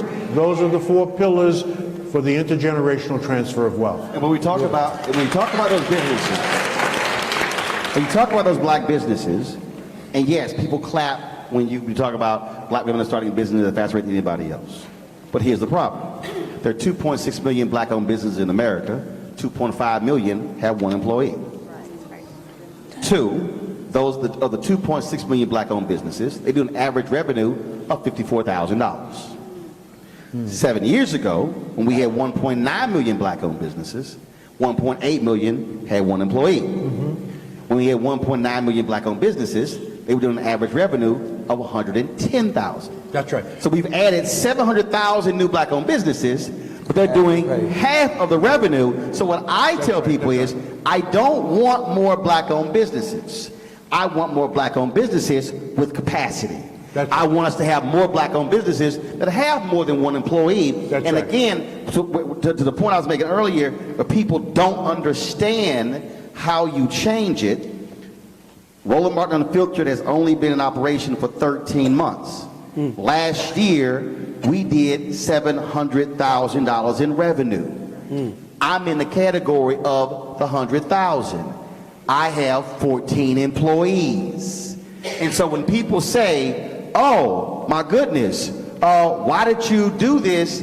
Because why do I have to work for them or them when I could actually work for myself and have freedom and flexibility? And so, again, it's getting us to understand to build capacity, which leads me into this next one. This is hard for us to deal with, and that is we got to stop hating ourselves, Adrian. I have spoken at more than 20 or so black chambers of commerce, and mergers and acquisitions has never been on the agenda. I said, guys, we're not going to be like John H. Johnson, own a business for 65 years and become leading in the sector. No, you must merge and acquire. But we have black folks who would in Dallas, Texas, when I ran the Dallas Weekly, there were 7 black newspapers. There were not enough black people. There was only 7 black people. For 7 black newspapers. Hilarious. There were 2 newspapers, Dallas Times Herald, Morning News. Dallas Times Herald went out of business. Why am I saying that? Because black folks have got to merge to grow bigger. Rupert Murdoch sold his entertainment assets to Disney for $70 billion. I can tell you personally, in launching my show, I have gone to every black media company to talk about collaborating, and not a single one of them has said yes. Wow. And I am doing something none of them are doing. Now that's fine, y'all want to collaborate, that's cool with me, but the fact that with my profile, what I've created, black media companies don't see the value of collaborating, that to me is also a failure of us when it comes to building economic power. Yeah, so Amen. we as a community have to get out of our own way. And I think that wholeheartedly we've done a really good job at getting in our way, taking up our spaces and refusing to let other people in. And the only way that we get out of our own way is we start to build trust with one another, that it's okay for us to collaborate, it's okay for us to work together. And we can remove ego and pride of ownership so that our entire community can move forward. Lauren. I, specifically to Gen Zers or even the young kids who are coming up K through 12, giving them the exposure They just don't know. What you don't know, if you think the only thing you want to achieve is being famous, what is famous? Do you want to go into entertainment? Is that what you're saying? And do you realize that people that aren't on the screen or aren't these athletes, the people that are actually in these power decision-making, money, powerful roles are people that are not anywhere on the camera? You have more power behind the scenes than you do in front of. Amen. The loudest person in the room oftentimes really is the weakest. I also think about people like Suzanne Shank. I just actually had a call with her earlier today. Does anybody know who Suzanne Shank is? Suzanne Shank is a black woman on Wall Street, and her company generates $1 trillion a year. She is the billionaire woman on Wall Street, and not one of you people in this room have heard. Suzanne Shank. Suzanne Shank. Spell the last name. Spell the last name. S-H-A-N-K, and she's best friends with Melody Hobson, which I'm sure you guys have heard.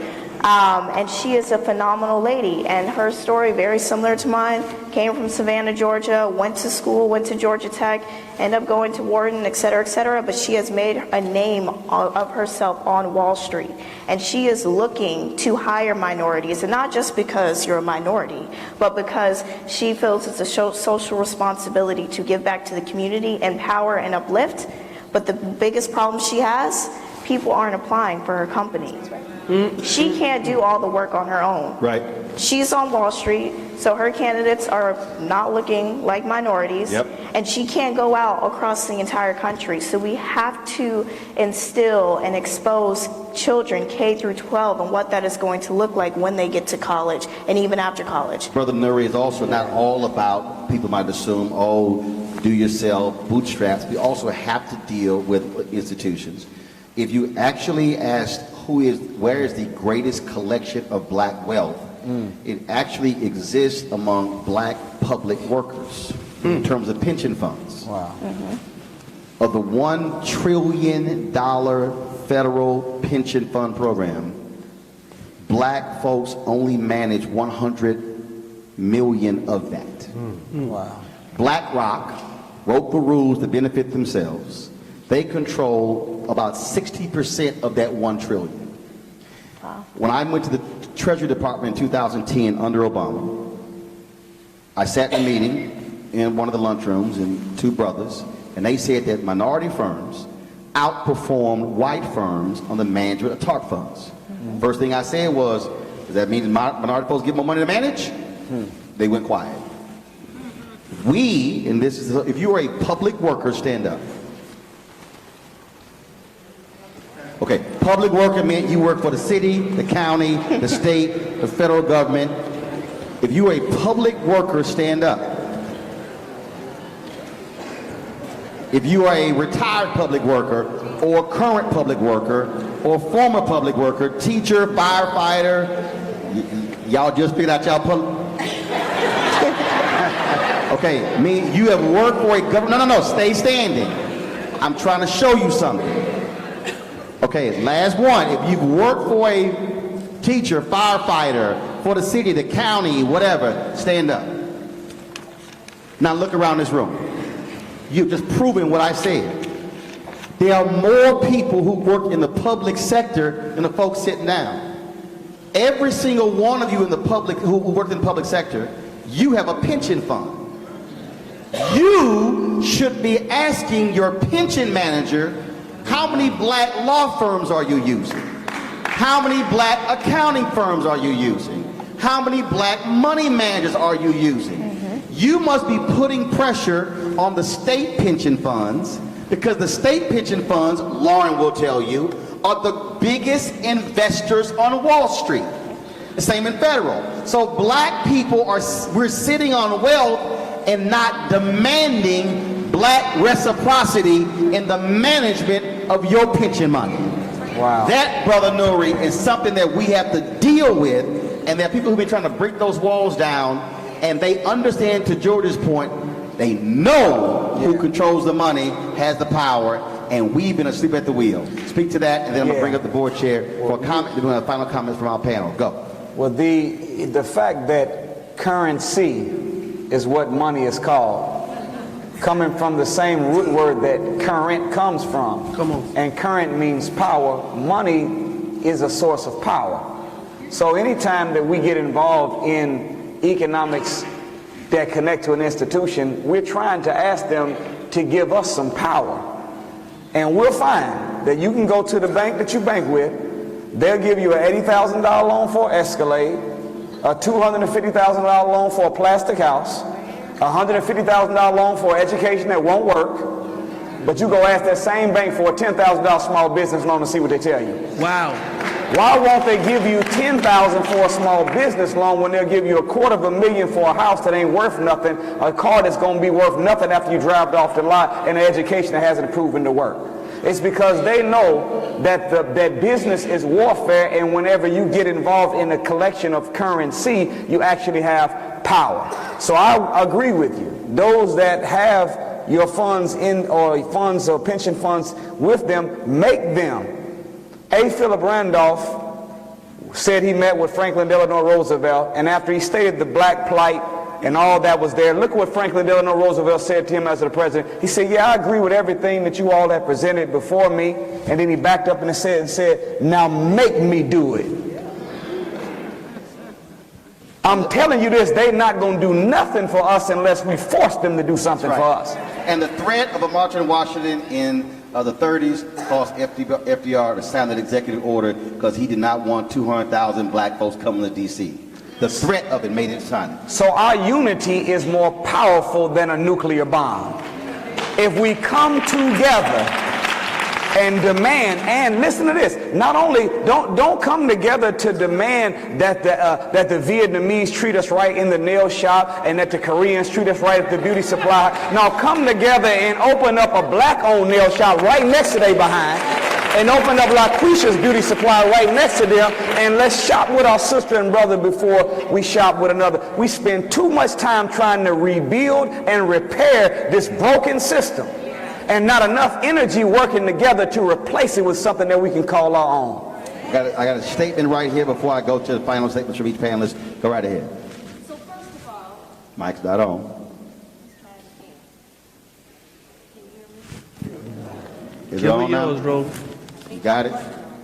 Girl, we ain't waiting. Give me the microphone. So first of all, thank you guys so much. I want to make sure that we do a couple of housekeeping things. One, we've got book signings. Roland Martin and Dr. Frazier have books that they'll be signing after the show. So make sure that you stop by. No, I ain't bring my books. I'm going to watch the game. Go ahead. I'm sorry. If y'all want my book, you can go to RolandMartin.com. I'll sign them. But I got to watch the Astros. They up 2-1. They sent some books. Oh, they sent some books? All right, I'm going to sign them in 10 minutes, and I'm going to watch the game. Go ahead. Can I make a special Absolutely. offer to... Hold on, George. That's going to be your final comment. Okay, all Let right. her finish. Okay. That's fair enough. That's fair. So a few more housekeepings. You know that evaluations are very important. You see from tonight that this is due to your response, so make sure that you fill out your evaluation. If you've not already signed up for your road trip, our road trip to New York is already online at stewardspeakers.org, stewardspeakers.org. Please go online and sign up for the road trip. We just came back from New Orleans, and it was an amazing trip. If you missed it, you don't want to miss the next one. Also, if you have students that would be interested, sponsor a student. We're just talking about how we make sure K through 12 that the students have opportunities to see. Sometimes you don't know. If you don't see it, you can't believe it. So make sure they have an opportunity to go and see that historical trick. Next year, the next season, we will be doing electronic tickets. So you will have to be purchasing your tickets online. We want to make sure that you have all of your information. You'll go online and purchase your tickets. That's important because I know a lot of you are waiting for your paper tickets to be mailed. I don't know where Miss Cordelia is, but it's going to be electronic. We're not going to mail it this time, so make sure you guys let her know. February 26th and March 2nd. February 26th and March 2nd are the next two events. Ricky Smiley on February 26th and Ambassador Susan Rice on March the 2nd. Don't forget to get your tickets. We're going to turn it right over to Roland for our last remarks from our speakers before we go. I'm going to start first with final comment. Adrian. Yes, you. Yes, you. All right. So I think that the best that I can share with you is that our community only works when we all participate. And when we all participate, it should be everybody's goal to unify and to work collectively as a unit, which means we got a lot of work to do. But the work started, and it's important for everyone to show up the next time we invite. Brother Nuri? Thank you, sir. I would say this, that one of the things that we need to do in our community is change our language as when we address one another. Let's go back to that old time when we called each other brothers and sisters. Right. Because if I'm your brother and you're my sister, my son is your nephew and your daughter is my niece. That means every problem that we face becomes a family problem. When we see each other as brothers and sisters and each of our children as nieces and nephews, we go back to that ancient African axiom that made us produce the pyramid builders and those that built the Nile Valley civilization, Timbuktu, and the city of Atlantis. It takes a village to raise a child. When we go back to that type of organization where we called each other brothers and sisters, then we began to build a real community instead of a colony. Today's subject was my vision, my power. Remember this: vision is the mind's ability to leave the present and your body and take a tour of your future, collect notes of what your future looks like, come back to your body in the present, and use those notes to inspire you to become what you set out to become. And if you take the knowledge and let it be the power, you and I will be able to achieve everything that we wanted it to achieve, and we can do it together like never seen and never done before. That's what I would say. Lauren? I was just going to say that all different groups have figured out the secret formula, and it's not. We work better together than we do apart. Let's have exposure, let's have knowledge, let's come together and really mean that. I'm so tired of getting on so many stages and repeating the same messages. I really mean it. We are our biggest roadblocks. So we have got to stop. We have got to stop with the victim mentalities and all the reasons why we can't. We can, and we need to do it starting now. George?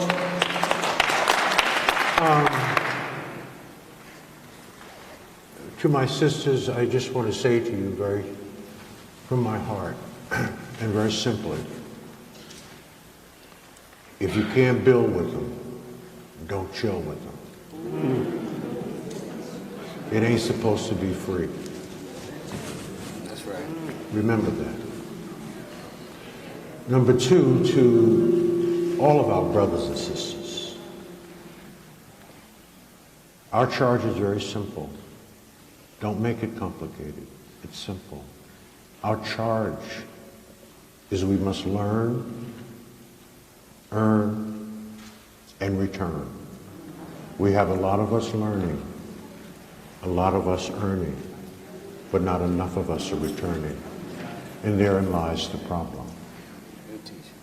White folks ain't saving us. We will be saving us. Wherever black people will go into the 21st century, it will be because black people will take them there. Now, we will have allies, but fundamentally, God helps those who help themselves. Amen. Okay? Finally, a moment of shameless self-promotion. Do what you do. Yes, I am selling a book, but the book is free. My signature is $30. Number two, and I'm finished, we put on a conference every year called the Power Networking Conference. We're in our 19th year. Forbes magazine called this one of the top 5 conferences in America not to be missed. Not one of the top 5 black conferences. One of the top 5 of all the conferences put on in this country not to be missed. We cover only 2 things for 96 hours. Boyce Watkins will be with us next year. Damon John was with us this year, etc., etc. It's bad to the bone. We only cover 2 things, business and money. And we unpack the 4 pillars for the intergenerational transfer of wealth so that you will leave there on Sunday and start doing the things we instruct you and train you how to do on Monday.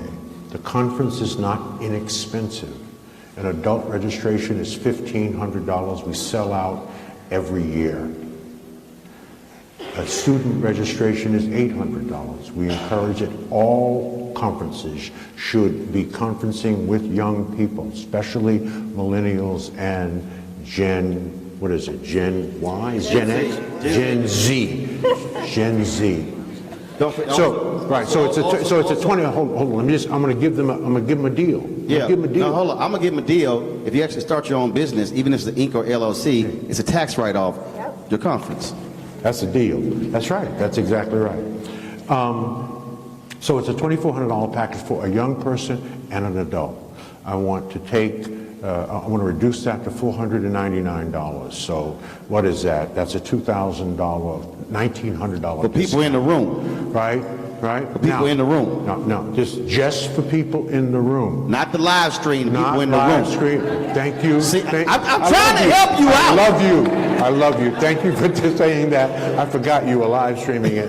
No, it's not for you. It's only for the people in the room. Now, it's only good until I leave here after I finish selling my 20 books, okay? I'm out of here. So it's $499 for a young person 17 to 25 and an adult. That's a $1,900 discount because you were smart enough to be with Stewart speakers, with Roland and myself and Reverend D. Reverend Run. Not Reverend D. Reverend Run. That's Run DMC. Right. I got it all. All right. And I live in Cleveland where the Rock and Roll Hall of Fame was. All right. My man. So that is $499. Got it. And that's out in the lobby. The books are being sold. Reverend Run. I just go in with a rhyme. Preach on a Sunday, rap on a Monday. Y'all do what Run say to get better one day. Just because Rev Run rocks a collar, don't mean I can't make a dollar. Y'all holler. Let me first say this before I get my closing argument. I need you to put your hands together for the Stewart brothers. As well as their staff, their board, the leadership, because there are a lot of people who will say, man, that's just a bunch of talk. But the reality is, without information, when you hear the phrase information is power, without the information, you have no place to start. And so these forums are critically important. The reason last year when I moderated, we streamed it last year. The reason we wanted to stream it this year, because we wanted to move it out of the room, because there's somebody in another city, they don't have a Stewart Brothers. They don't have black folks who care enough about their people to be able to share this kind of information. So that's why that's important. So again, I appreciate, this is my third time here, and I appreciate the invitation, and thank you so very much. And I'm gonna close it this way. If you wanna understand America, all you have to do is go to the White House. No, not that fool who's in it. But if you want to understand America, if you stand in front of the White House, and if you look to the right, you will see the White House.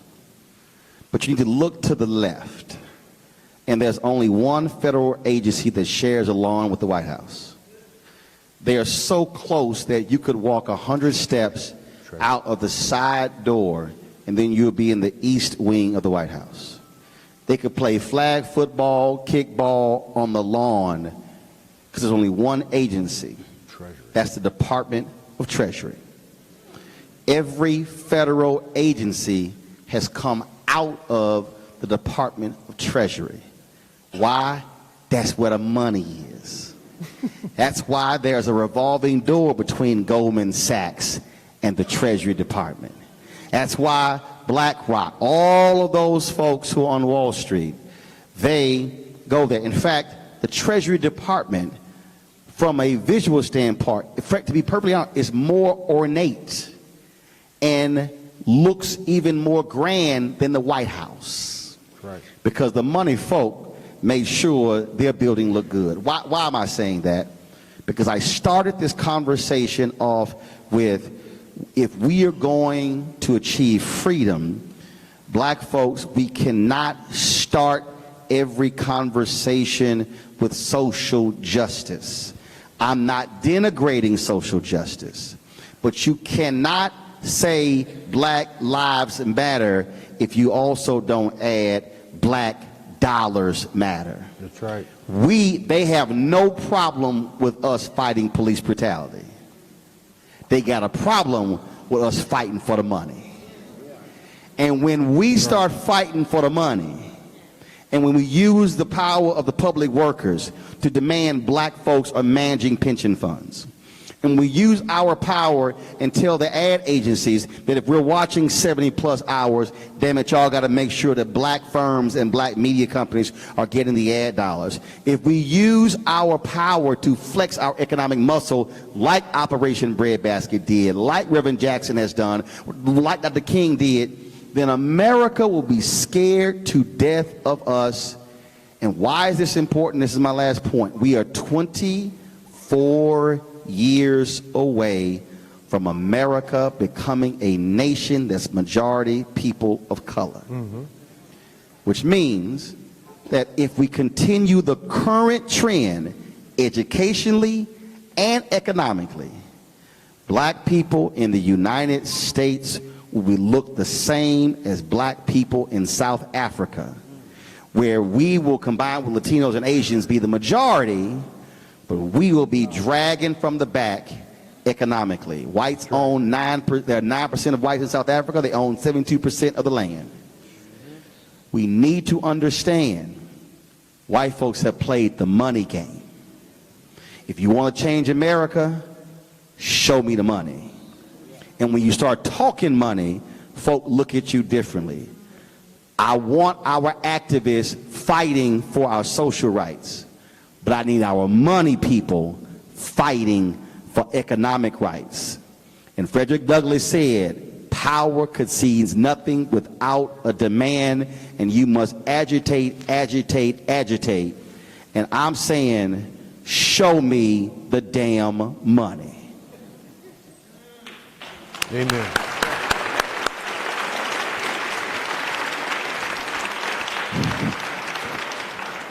Roland, can we? One last comment. If you had the opportunity to take a photograph with one of our speakers, your photograph is in the lobby on a table, so make sure you pick it up. We're not able to mail it to you afterwards. We're giving it to you at no additional cost. We need you to pick it up off the table when you leave. All right? Thank you very much, and we appreciate you coming out. Good night.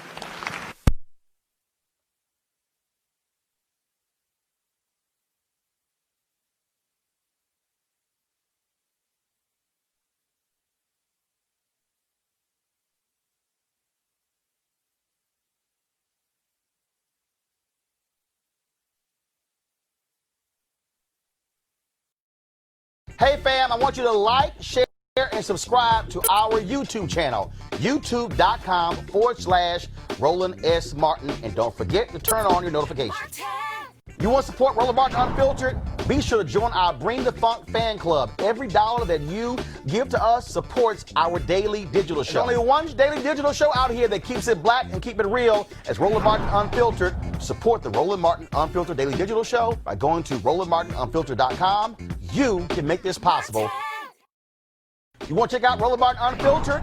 youtube.com/Roland S. Martin. And subscribe to our YouTube channel. There's only one daily digital show out here that keeps it black and keep it real. It's Roland Martin Unfiltered. See that name right there? Roland Martin Unfiltered. Like, share, and subscribe to our YouTube channel. That's youtube.com/Roland S. Martin. And don't forget to turn on your notifications so when we go live, you'll know it. You want to support Roland Martin Unfiltered? Be sure to join our Bring the Funk fan club. Every dollar that you give to us supports our daily digital show. There's only one daily digital show out here that keeps it black and keep it real. As Roland Martin Unfiltered. Support the Roland Martin Unfiltered daily digital show by going to RolandMartinUnfiltered.com. Our goal is to get 20,000 of our fans contributing $50 each for the whole year. You can make this possible. RolandMartinUnfiltered.com. Hey everybody, this is Sherry Shepherd. You're watching Roland Martin Unfiltered, and while he's doing Unfiltered, I'm practicing the wobble. Yes, I am. Because Roland Martin's the one, he will do it backwards, he will do it on the side. He messes everybody up when he gets into the wobble because he doesn't know how to do it, so he does it backwards. And it just messes me up every single time. So I'm working on it. I got it. You got Roland Martin. Hi, my name is LaToya Luckett, and you're watching Roland Martin Unfiltered. What's going on, everybody? It's your boy Mac Wiles, and you are watching Roland Martin Unfiltered. What's up, y'all? It's Ryan Destiny, and you're watching Roland Martin Unfiltered. What up, Lana Well, and you are watching Roland Martin Unfiltered.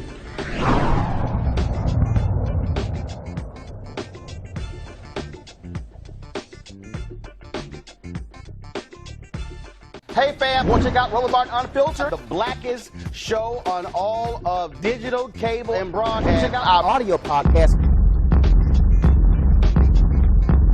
There's only one daily digital show out here that keeps it black and keep it real. It's Roland Martin Unfiltered. Press play.